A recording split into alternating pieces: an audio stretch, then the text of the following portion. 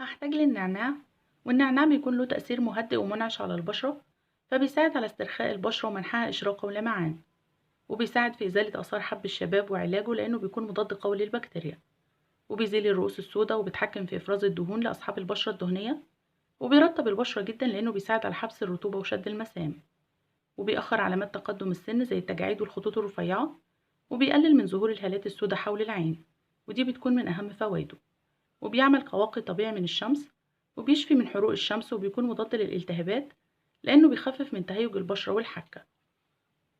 هجيب بقى كده طبق وابتدي بإضافة معلقة النعناع المجفف. هضيف بقى دلوقتي على النعناع المجفف مقدار 3 معالق كبيرة من المية المغلية، مية عادية جدا وبغليها.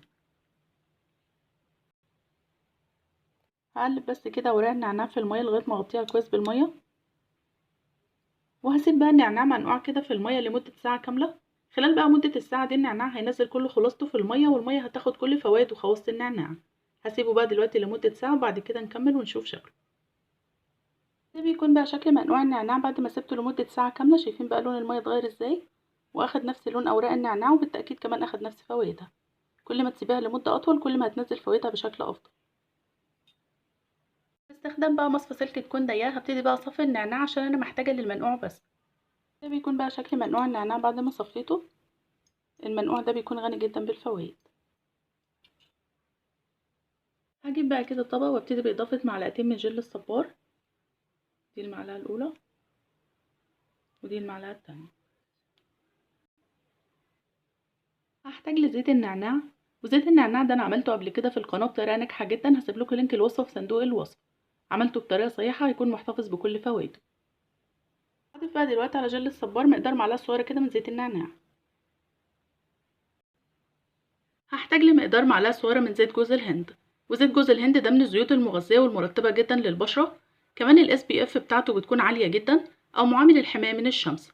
بيعتبر من الزيوت الطبيعية اللي بتعتبر واقي طبيعي من الشمس. من أفضل الزيوت دي بيكون زيت جوز الهند. هضيف بقى دلوقتي مقدار معلقة صغيرة كده من زيت جوز الهند، معلقة صغيرة جدا.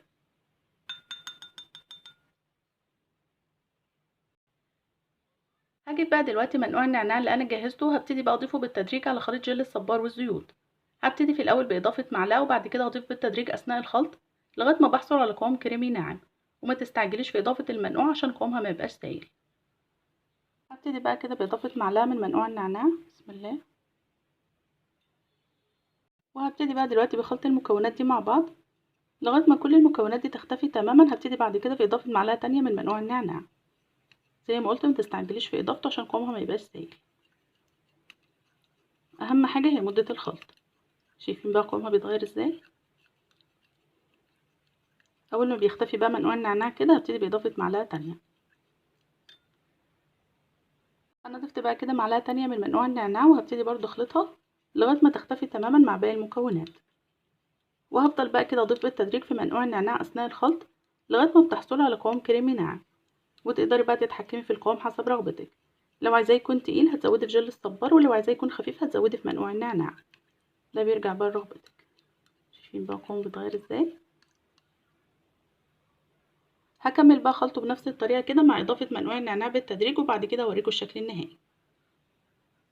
خلطت بقى كل المكونات كويس جدا، وده بيكون بقى قوامها بعد ما ضفت منقوع النعناع بالتدريج. هي تقريبا أخدت كل كمية منقوع النعناع. شايفين بقى قوامها كريمية وناعمة جدا، كمان ريحتها هايلة. بكده خلاص الوصفة بتكون جاهزة.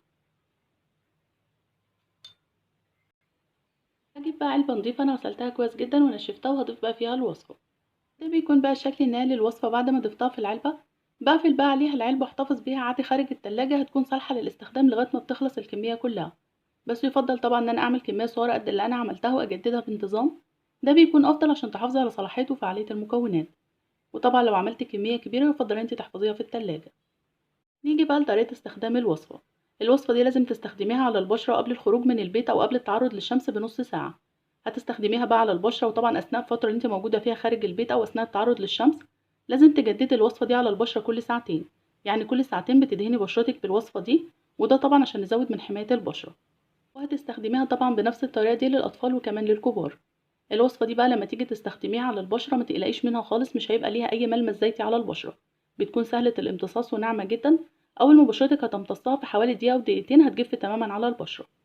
الوصفة دي بتكون مزايا بلا حصر للبشرة، هي مش بس هتكون واقي طبيعي من الشمس، هي كمان بيكون ليها تأثير مهدئ ومنعش على البشرة لأنها بتحتوي على النعناع، فهتساعد على استرخاء البشرة ومنحها إشراقة ولمعان، وهتساعد على إزالة آثار حب الشباب وعلاجه لأنها بتكون مضاد قوي للبكتيريا، وهتزيل الرؤوس السوداء وتتحكم في إفراز الدهون لأصحاب البشرة الدهنية، وبترطب البشرة جدا لأنها بتساعد على حبس الرطوبة وشد المسام. كمان هتأخر علامات تقدم السن زي التجاعيد والخطوط الرفيعة، وهتقلل من ظهور الهالات السوداء حول العين، ودي بتكون من أهم فوائدها لأنها بتعتبر واقي طبيعي من الشمس، وبتشفي من حروق الشمس وبتكون مضاد للالتهابات لأنها بتخفف من تهيج البشرة والحكة.